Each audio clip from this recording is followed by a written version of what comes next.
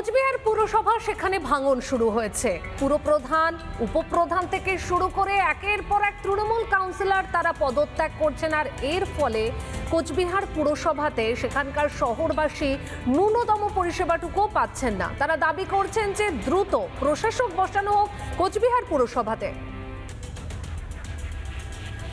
কোচবিহার পৌরসভায় শুরু হয়েছে ভাঙন, একের পর এক পদত্যাগ। প্রথমে চেয়ারম্যান, তারপরে ভাইস চেয়ারম্যান, আর এবার তৃণমূলের কাউন্সিলররা পদত্যাগ করতে শুরু করেছেন। আর ঠিক এই জায়গাতেই সমস্যায় পড়েছে শহরবাসী। গত সোমবার তৃণমূলের কাউন্সিলররা চেয়ারম্যানের বিরুদ্ধে অনাস্থা প্রস্তাব আনেন। পৌর পরিষেবা ঠিকমতো দিতে পারছেন না চেয়ারম্যান, এই অভিযোগ তুলে অনাস্থা প্রস্তাব আনা হয় চেয়ারম্যানের বিরুদ্ধে। পৌরসভার যিনি ভাইস চেয়ারম্যান রয়েছেন তিনিও ইস্তফা দিয়ে দিলেন। আর এবার দেখা যাচ্ছে অজ্ঞাত কারণে তৃণমূলের যারা কাউন্সিলররা রয়েছেন তারা এক এক করে ইস্তফা দিচ্ছেন। আর শহরবাসী যারা রয়েছেন তারা অভিযোগ করছেন যে এইভাবে যদি একের পর এক ইস্তফা হয় তাহলে পৌর পরিষেবা ব্যাহত হচ্ছে।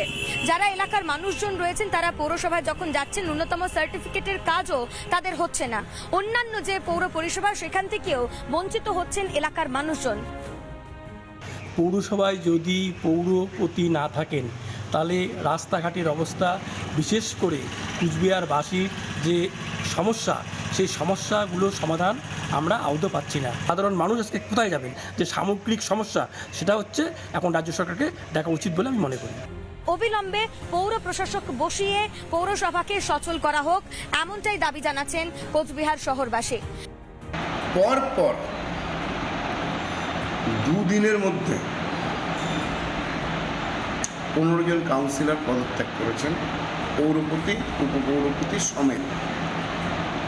তাই স্বাভাবিকভাবেই অচল অবস্থা আগেই ছিল, এখন আনুষ্ঠানিকভাবে হলো। আমরা চাই মানুষের পরিষেবা পাক, মানুষ ন্যূনতম পরিষেবা পৌরসভাবাসী সেই পরিষেবা দিতে ব্যর্থ ছিল। প্রশাসনের মাধ্যমে এবার পুরসভার বাসিন্দারা পরিষেবা পাবে। ক্যামেরায় অতন্য নাগের সঙ্গে রুমকি দে, রিপাবলিক বাংলা। নানা ধরনের কন্টেন্ট দেখার জন্য লাইক করুন, শেয়ার করুন আমাদের ফেসবুক পেজ, সাবস্ক্রাইব করুন আমাদের ইউটিউব চ্যানেল। পাশাপাশি অন্যান্য ব্রেকিং নিউজের জন্য অবশ্যই চোখ রাখুন রিপাবলিক বাংলায়।